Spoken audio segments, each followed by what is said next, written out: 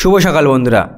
হলুদ সোয়েটার পরে আছি আর হলুদের সাথে কানেকশান মিশে আছে চেন্নাই সুপার কিংয়ের। আর আমরা যেহেতু চেন্নাই সুপার কিং ফ্যান, সেহেতু সব জায়গায় চেন্নাইয়ের একটা ভাব কিন্তু থেকেই থাকে। হঠাৎ চেন্নাইয়ের নাম কেন করছি তোমরা হয়তো বুঝতে পারছো। ইডেন গার্ডেন্সে ইংল্যান্ডকে প্রথম টি-20 ম্যাচে নেস্তানাবুদ করে আমাদের ভারতীয় দল এখন চেন্নাইতে আছে।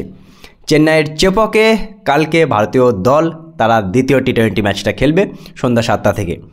কি আলোচনা করব, প্লেইং 11 কী হবে, ভারতীয় দল কেমন করে খেলবে। ভাই, এই টি-20 টিম যেমন করে ক্রিকেট খেলছে, বিশ্বের যে কোনো টিমকে মুহূর্তের মধ্যে হারিয়ে দিতে পারে।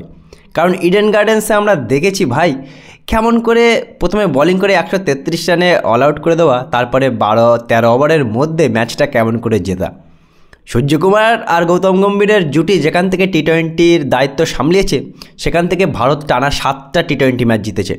ওয়ানডে টেস্ট ম্যাচে আমাদের নিরাশ হয়েছি বটেই, কিন্তু ভাই টি-20তে আমাদের নিরাশ করেনি। ইংল্যান্ড কামব্যাক করার জন্য অনেক আগ্রহী হয়ে আছে। ইংল্যান্ডও অনেক ভালো টিম, যখন তখন কামব্যাক করতে পারে। কিন্তু আমার মনে হয় না বন্ধুরা যে এই ভারতীয় দল এই টি-20 টিমের সামনে ইংল্যান্ড টিকতে পারবে। তার কারণ বেখব যাকে বলে, মানে কোনো টেনশন নেই ভাই, এসো ধুমাধাম মেরে একদম ম্যাচ জিতিয়ে দাও। অভিষেক শর্মা আর সঞ্জু স্যামসন যেখান থেকে ওপেনিং করছে, সেখান থেকে কিন্তু একটা বিধ্বংসী ওপেনার আমরা পেয়ে গেছি। ওয়ান ডাউনে সূর্যকুমার কখনো তিলক, আর রিঙ্কু সিং, হার্দিক পান্ডেরা তো নিচে আছেই ভাই, ওদের পর্যন্ত ম্যাচ তো যায়ই না।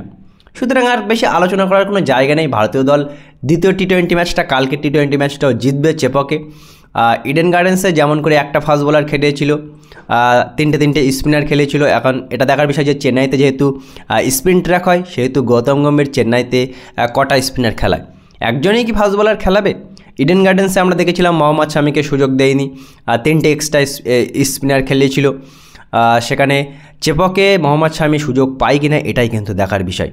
অনেকেই আশা করেছিল যে ইডেন গার্ডেন্সে হয়তো শামি কামব্যাক করবে, কিন্তু ইডেন গার্ডেন্সে কোনো এক কারণে মোহাম্মদ শামিকে খেলায়নি, হয়তো কন্ডিশনকে বিবেচনা করে। কিন্তু চেপকে চেন্নাইতে হয়তো শামিকে খেলাতেও পারে।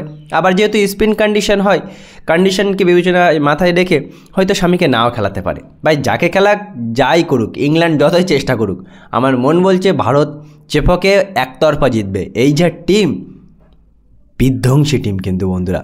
ইডেন গার্ডেন্সে ইংল্যান্ডকে নেস্তানাবুদ করে এখন দ্বিতীয় টি-20 জেতার পালা। কী মনে হচ্ছে বন্ধুরা, চেপকে কে জিতবে, ভারত না ইংল্যান্ড কামব্যাক করবে? মতামত জানিও কমেন্ট সেকশানে।